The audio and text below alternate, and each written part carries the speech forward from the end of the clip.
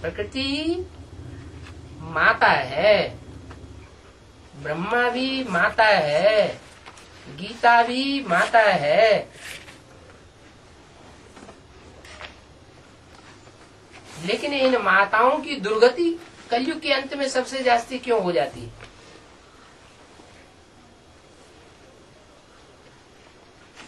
इतनी दुर्गति होती है कि भारत में तो ये परंपरा बनी हुई है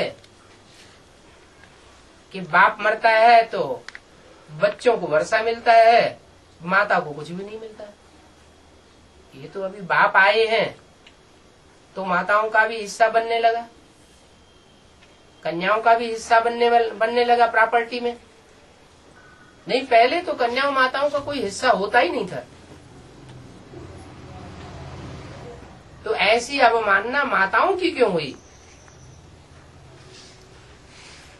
बाबा तो मुरली में कहते हैं, माता तू है जग की भाग्य विधाता, सारे दुनिया का भाग्य का निर्माण करने वाली है।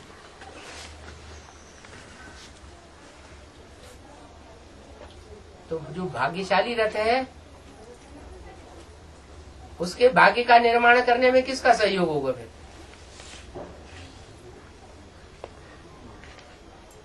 जगत माता का सहयोग होगा ना। वो जगत की माता है, तो जगत की माता है तो जरूर जगत पिता की भी माता रही होगी।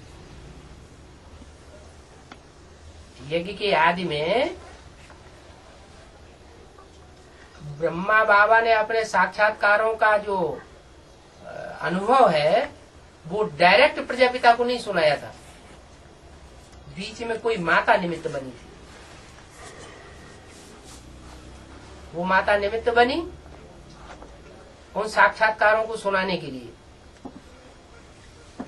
ब्रह्मा बाबा में इतनी हिम्मत भी नहीं थी कि वो भागीदार के सामने वो उन सब बातों को कह सकता, बोल सकता। माता को निमित्त बनाया गया। वो सुनने सुनाने का कार्य साक्षात्कारों का माता ने किया। तो माता हो गई भक्ति,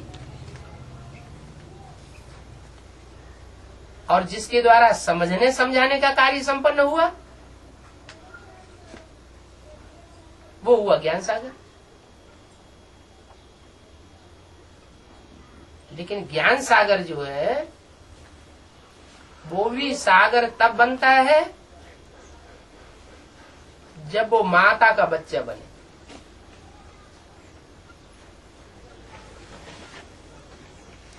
इसलिए मुरली में बोला हुआ है कि ब्राह्मण बने बगैर प्रजापिता था क्या? माना पहले प्रजापिता होगा कि पहले ब्राह्मण बनेगा? पहले ब्राह्मण बनना पड़ेगा। और ब्राह्मण उसी को कहा जाता है जो ब्रह्मा की औलाद बने। ब्रह्मा की औलाद जब तक न बने तब तक ब्राह्मण कैसे बन सकता है? जैसे विष्णु के फॉलोअर वैष्णव,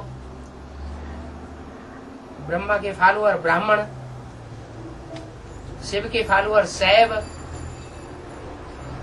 एक मात्रा बढ़ जाती है फॉलोअर के अर्थ में, बच्चे के अर्थ में।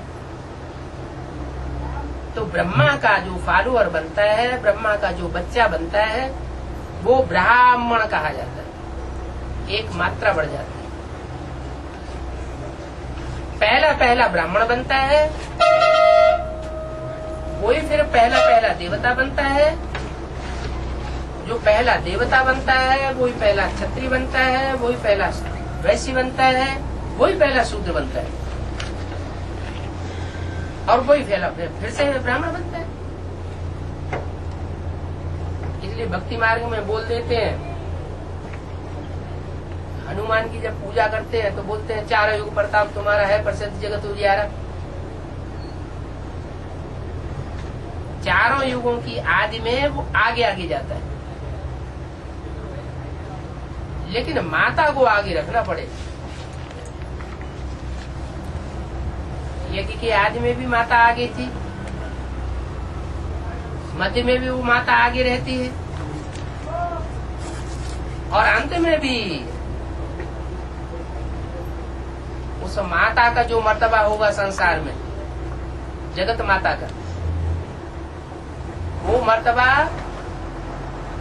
आज के समय में जो बड़ी बड़ी दीदी दादी दादाएं बैठे हुए हैं उनका भी नहीं। जो मर्तबा जगत माता का होने वाला है,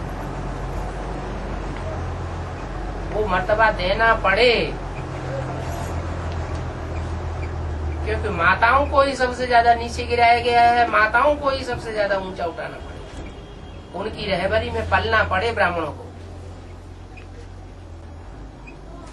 इसलिए बोला है, माता तू है जग की भाग्य विधाता। बल माताओं की पूजा होती है, सीढ़ी में चित्र दिखाया गया है कि देवी की पूजा कलयुग में होती है, सिंगल देवी की पूजा।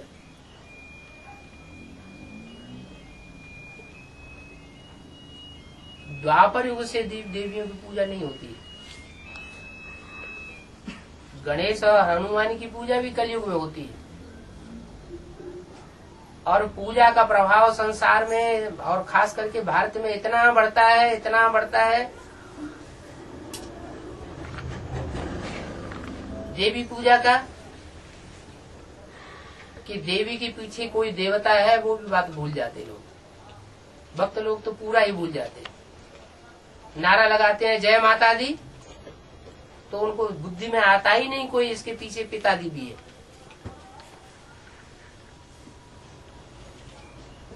अब बाप तो आकर के प्रवृत्ति मार्ग की स्थापना करते हैं, लेकिन वो प्रवृत्ति मार्ग भी तब स्थापन होना है जब उन स्वर्ग का गेट खोलने वाली माताओं को आगे किया जाए। मुरली में बोला है, ब्रह्मा के द्वारा स्वर्ग के गेट खुलवाते हैं, लेकिन ब्रह्मा के रूप में जिसने मुख्य पार्ट बजाया सहन शक्ति का, वो तो शरीर छोड़ गया।